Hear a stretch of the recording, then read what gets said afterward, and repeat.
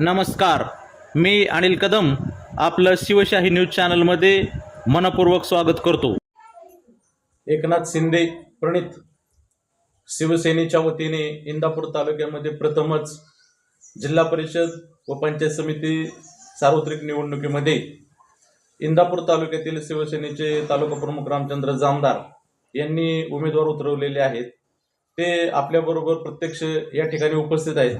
अध्यक्ष, जिल्हा परिषद पंचायत समिती निवडणुकीच्या अनुषंगाने आपण धनुष्यबाणावरती उमेदवार उभे केलेले आहेत, तर किती उमेदवार आपण उभे केलेले आहेत आणि कोणकोणत्या मतदारसंघामध्ये उमेदवार उभे केले आहेत आणि प्रचार कसा चालू आहे? प्रथम मी आपणास शिवसेनेच्या वतीने जय महाराष्ट्र करतो। आपणास सांगू इच्छितो की इंदापूर तालुक्यातील पंचायत समिती आणि जिल्हा परिषद या चालू पंचवार्षिक निवडणुकीमध्ये आपण 5 उमेदवार उभा केलेले आहेत। जिल्हा परिषदसाठी 2 आणि पंचायत समितीला 3। त्याची सुरुवात आपण संसर लासूरने जिल्हा परिषद गटाकडून करूया। तर आम्ही संसर लासूरने जिल्हा परिषद गटामध्ये मनीषा अशोक लोंढे या जिल्हा परिषदच्या शिवसेनेच्या वतीने धनुष्यबाण चिन्हावरती निवडणूक लढवत आहेत। त्याचबरोबर लासूरने पंचायत समितीमध्ये सुरेश बिकू लोंढे या शिवसेनेचे उमेदवार धनुष्यबाण चिन्हावरती निवडणूक लढवित आहे। त्याचबरोबर निमगाव केतकी शेळगाव गटातून जिल्हा परिषद गटासाठी शिवसेनेच्या वतीने विमल बबन खराडे ह्या उमेदवार आहेत। त्यांचं चिन्ह आहे धनुष्यबाण।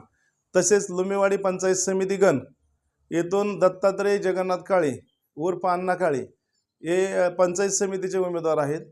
आणि पळसदेव गणातून वर्षा सूरज काळे ह्या धनुष्यबाण चिन्हावरती निवडणूक लढवत आहेत। व येणाऱ्या काळामध्ये आम्ही प्रचारासंदर्भात घरोघरी जाऊन प्रचार करत आहे।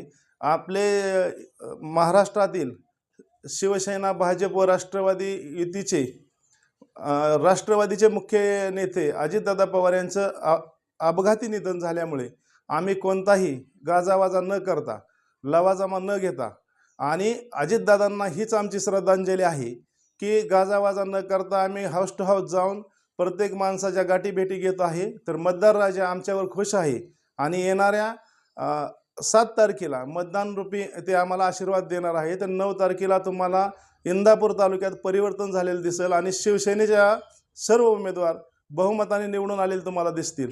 एवढेच या निमित्ताने सांगतो आणि थांबतो। जय हिंद, जय महाराष्ट्र।